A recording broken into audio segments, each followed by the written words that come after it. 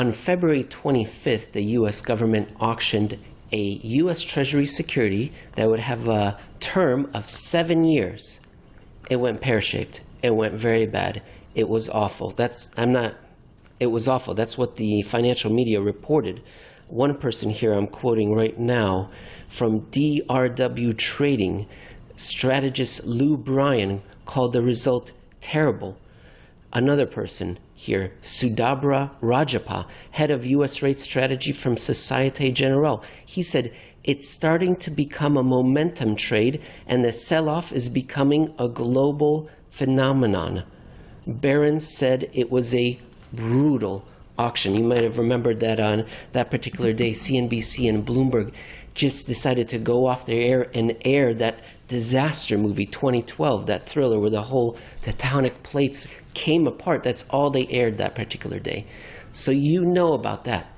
But do you know about one that went sort of pear-shaped that isn't being talked about just a few days ago in late April? We're going to talk about it next. But before we do, I wanted to tell you, my friends, that you can reach us on social media. But it depends where you are living. If you reside in Russia or one of the former Soviet republics or a member of the former Warsaw Pact, then you can reach me on Twitter at Emil Kalinowski. If you live in a North Atlantic Treaty Organization nation, you can follow Jeff Snider at JeffSnider_AIP. And if you are living in a country of the non-aligned movement, at Federal Reserve Jobs. I am now joined by Jeff Snider, the Secretary General of the Monetary Shadows and Head of Global Research for Alhambra Investments. Jeff, we're going to be talking about the 5-year Treasury Inflation Protected Security, which is, I didn't really know this. I guess I knew it, but I forgot. They don't come out as often as the other ones. It's not as frequent. And that's important. That's surprising, right? Because inflation is supposed to be this looming disaster. You'd think they'd be auctioning these things off every other day or something. There's so much demand for inflation-protected securities. And they aren't auctioned off very often. In fact, it used to be they were only auctioned off once a year. And it was only until last year they decided, well, we'll auction twice a year. Does it matter that this particular Treasury bill, by the way, friends, if you wanted to follow this specific Treasury, you can, and it is called 91282CCA7. So just ask for it from your local financial press member. They'll tell you what's happening. If you want to read the article, it's posted on the 23rd of April at Alhambra Investments, and it was called, What is it about TIPS 5's auctions? What was it about this one? Jeff, you do mention that it was a little bit unusual that 2/3 of the offering was taken by indirects, which you explain as foreigners, mostly central banks and governments, who place bids largely through the Federal Reserve Bank of New York.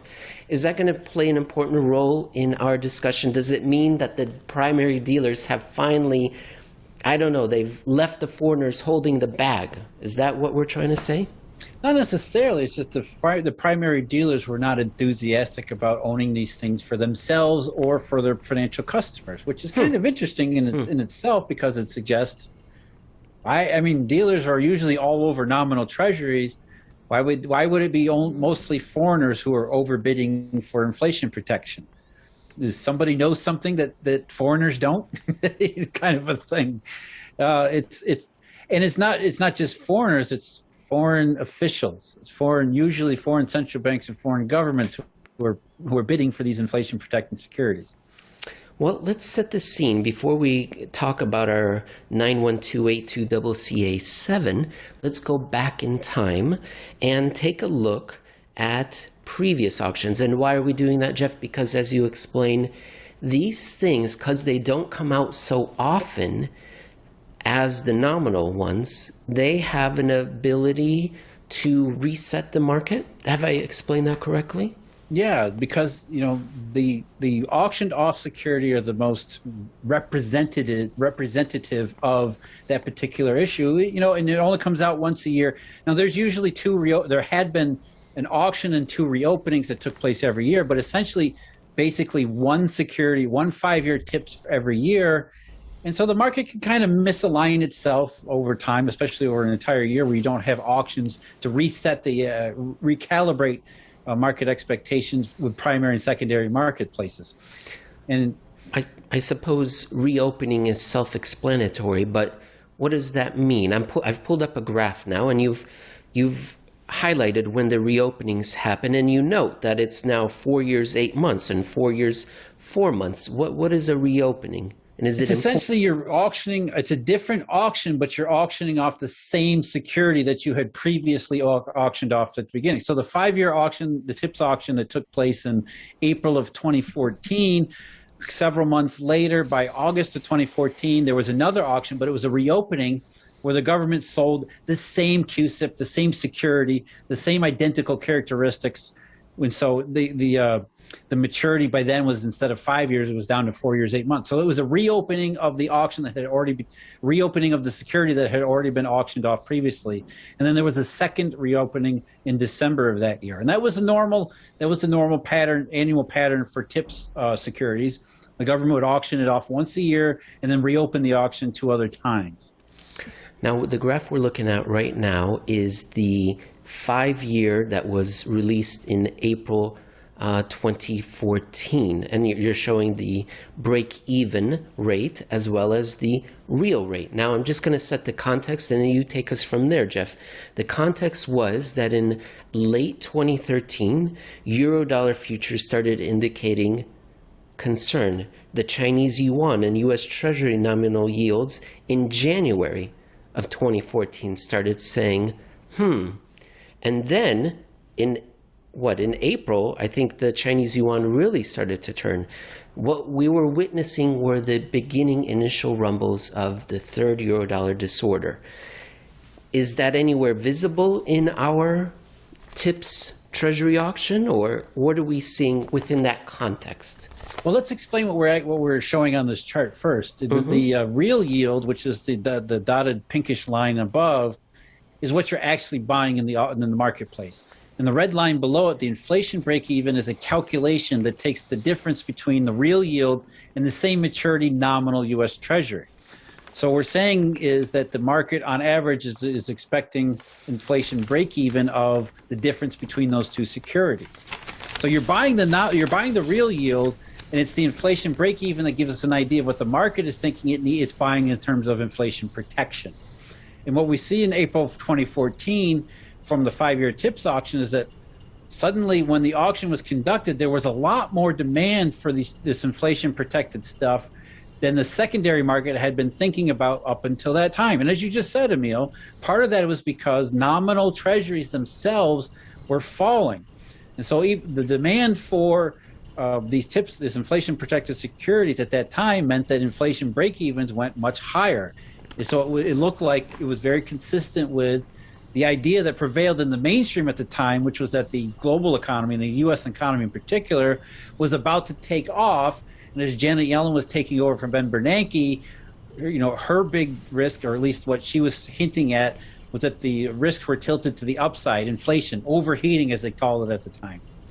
Have you drawn our attention to the pattern that we're going to be seeing over and over? Because we're going to go to another 5-year auction, and another one, and another one, and another one, and we're going to be seeing the same pattern. Have you that's really made that clear here? Right. What we're looking at is, we look at the 5-year auction, the 5-year TIPS auction a year ahead in April of 2015. There's another little bit, much smaller, but there's still the same thing where you see inflation expectations go up noticeably after the auction than before it. So during these periods when the general consensus is that, look, foreigners in particular, and foreign governments in particular, because they're the indirects are the bidders in most of these auctions, when they believe that inflation is breaking out, we see that in the auction. We see these TIPS auctions reset inflation break-even, inflation expectations, at least in the 5-year maturity. The red line is going up Red immediately. line goes up, which suggests foreigners want more inflation protection than the secondary market had believed. And we see that very clearly again 2 years later, April 2017, when the globally synchronized growth reflation, after the conclusion of the third Eurodollar shortage, had ended. So it's been about a year now of recovery. And is the pattern continuing, Jeff? April Yeah, there it is. 2017? Absolutely, right there. As the idea, globally synchronized growth, the idea behind it gained more currency, more steam. There was, again, indirect bidding at the TIPS auction, suggesting they want more inflation protection than the secondary market was thinking. Even though inflation break-evens at that time were still falling in general, the auction kind of reset the expectations over the short run, which was consistent with the overall idea of rising risks of inflation, at least in the media, if not the marketplace. Let's fast forward 1 year to April 2018. Now same thing, but the context is slightly changing, right? Because now we're cresting that roller coaster reflation ride up, and we're starting to turn down. We're beginning to see what's ahead of us. And the fourth euro-dollar shortage has started appearing. It appeared in September 2017. It appeared in November and December. January, the stock markets in China and the US. And if I remember correctly, April was when the dollar started to finally turn up. It paused in January. In April, we started seeing emerging market currencies start devaluing. It was the beginning. Go ahead. Right, that hadn't quite happened yet with this particular 5-year TIPS auction. It had the U.S. dollar exchange value had only been rising for less than a week by then. Okay. So at that time, as you said, Emil, we're kind of at the tail end of what was that inflation hysteria, which was still evident, as you can see on the chart here. It was still evident in foreigners buying inflation-protected securities. So there was still that bump up in inflation expectations, coincidental to the TIPS auction. Let's move forward another year, another chart. What are we seeing here? Is the pattern continuing or no? What aren't we seeing here, right? Now here we have the 5-year auction in April of 2019, which was very different circumstances because by then we already had a full year of rising dollar. We had almost a year of Eurodollar futures inverted. We had by then 4 months of the Treasury curve, parts of the Treasury curve inverted. We had also the oil prices were starting to crash again. So suddenly foreigners were not very much interested in buying up or overbidding at the 5-year TIPS auction in April of 2019, which is kind of consistent with how the narrative had changed about what was really going on in the marketplace. But then in October of 2019, because now we've started selling them twice a year, is that right? So now we've got another 2019, there's two full TIPS auctions with only one reopening in between. Now this one confuses me because we're back to the pattern we're seeing, inflation expectations rising. What were market participants thinking? Not the market. What were the foreigners thinking? Because they're the ones heavily bidding at the auction. Okay. And remember what was going on in October 2019. That was the start of not QE5. It was the Fed getting back into the game. So you could probably figure out why foreign officials were thinking, oh, we need more inflation protection because the Fed is doing what it's doing. Consistent with April 2014, consistent with April 2017. The narrative in October of 2019 was Fed just cut rates, it's doing not QE, there's all these helpful things. Inflation's back on the menu again. Got it. Yeah, no. Yeah, that wasn't my world view at all. So that's why I was confused. No, and it wasn't the market view either. But again, I think that's what sticks out for me about these TIPS auctions is because they're so heavily influenced by indirect bids. It's almost like, what are foreign central banks saying here? What they're saying is, oh, Fed's back in the marketplace, inflation's back on the menu, we're going to buy our TIPS again. We're going to overbid and pay premiums for them. Now, Jeff, it's very important, the foreign aspect of this. I think it's perhaps I didn't quite appreciate it the first time I read it. Just for my benefit, and hopefully the audience doesn't mind, the indirect bids, how is it? I guess I'm a little confused. Why are we saying it's not the market and it's definitely the foreigners who are signaling this inflation rising perspective? Can you help me? It's not the dealers, because if the dealers were buying it, they would be buying it for their own protection or for the protection they believe that the marketplace demands. The indirect bids are foreign central banks and foreign governments who place their bids for the same thing through the Federal Reserve Bank of New York, who then goes to the Treasury auction and buys it on their behalf. So the fact that it's foreign central banks and foreign governments that are demanding what central bankers say is going on, extra inflation protection, kind of tells us whether or not what foreign central banks are thinking of our central bank or our current story about inflation in the U.S. marketplace. It's not necessarily what the market's thinking, but what foreigners are thinking. And that brings us... foreign officials are thinking.